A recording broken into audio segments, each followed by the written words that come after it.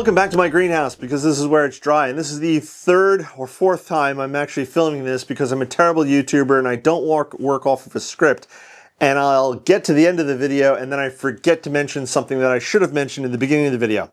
So here we are again, or at least here I am. This is the first time you're probably watching this. It's a bit wet and rainy outside, so we are inside the greenhouse today, but before the rain came I did manage to get my brick paver pathway installed. Yay, which is what I wanted, which is one of the winter projects I wanted to get done. Now the pathway itself is made up of 16-inch pavers with red bricks on the outside. I did that for a couple of reasons. I wanted a certain width. I wanted about 24 inches. It's currently 23 inches, perfect, fine. And then it's also somewhat aesthetically pleasing. Now how I built it is completely, it's not by the book. By the book is you would carve out, there's a couple of different methods to do it, but the traditional method is 4 to 6 inches of ground. I'd carve out, I'd dig out 4 to 6 inches. I put down a couple of inches, anywhere from 2 to 4 inches of a paver base and pound all that into the ground. And then you have to get your edgers, and then you have to do the sand, and it's a lot of work. And then if you do it correctly, you wind up with a nice, flat, perfectly level surface. So I didn't do the gravel base at all, nor a foam base that I had done. So for instance, on my front and back walks, I'd used a foam-based system. But this walk, I didn't do that on. So when I put the pathway in place, I used plastic edgers, and that was to help hold the bricks up against the gray pavers, so this way they don't meander off. The plastic edgers there to basically hold everything in place. I used sand to help level out the stones themselves. This way everything's nice and flat, or as flat as can be. Now looking at the walkway now, I can see where some areas a little higher and some areas a little lower, but that's fine. None of the stones are sticking like that to create a trip hazard. They're just maybe, you know, little wavy. It's not too bad, but it's a little wavy, and that's fine. I'm okay with that. So eventually in time, it probably will sink or settle it a little bit into the ground, which is actually fine. It'll add to the character, and if I ever decide to rectify it or fix it, I can always, since nothing is cemented into place, I can always pop up pavers and add a little more sand or add gravel if necessary to various spots to raise them up.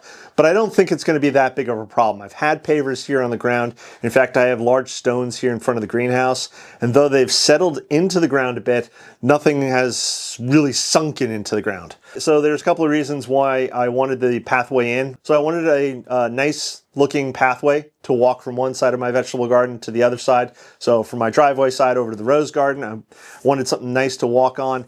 And the other reason is I wanted a firmer surface so that when we do get those heavy downpours and the ground gets a bit soft, a little like liquefaction going on, I'm not going to slip in the mud, because the ground can get very muddy very quickly when we get those heavy downpours. Something like 4 inches in 24 hours, 6 inches in 24 hours.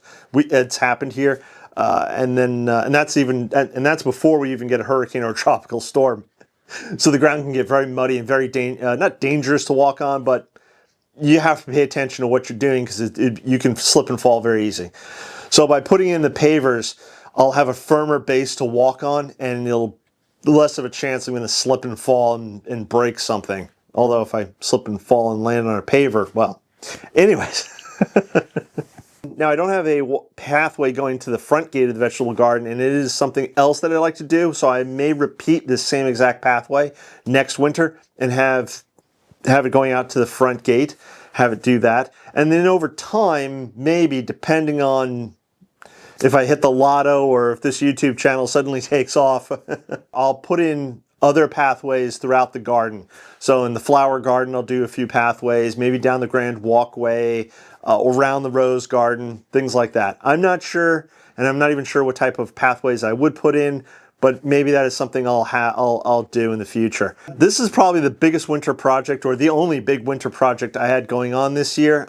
Some years in past, I tried to get 2 or 3 things done. This year, this walkway was really the big thing. I still have to do some cleanup or finish up so far as pulling back the soil that I removed to put everything down. So I have to fill back in, and the pavers in front of the greenhouse here I have to put back into place, and I'll have to do a little Tetris type work there, because now the pavers don't quite line up with the walkway that's in there, so I'll have to move some of the stones around. But I'll get them reorganized, resorted, relaid, and then hopefully everything matches up pretty close. And again, this way there's no tripping hazards.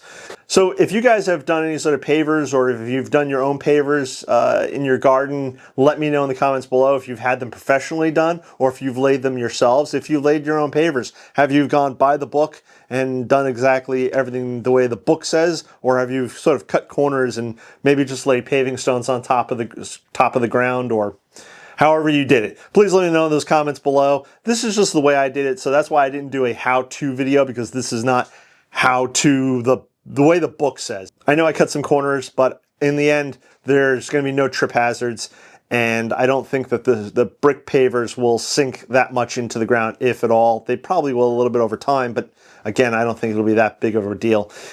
I could be wrong, but we'll have to wait and see. So if you haven't subscribed, please subscribe, click that bell icon to be notified when I do post a new video. Hopefully the next video will be a bit more interesting. I don't know what the weather's going to be like later this week. So again, make sure you subscribed. And if you guys have any questions, comments, etc., please leave them below. And I think that's going to wrap it up for today. I'm going to catch you in the next one. Bye-bye.